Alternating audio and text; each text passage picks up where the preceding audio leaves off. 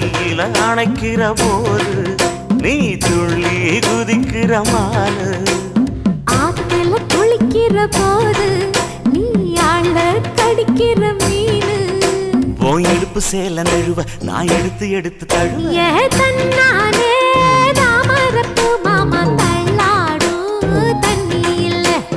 தாமர பூத்திடுச்சு புள்ள தாவணி வாங்கி வரேன்.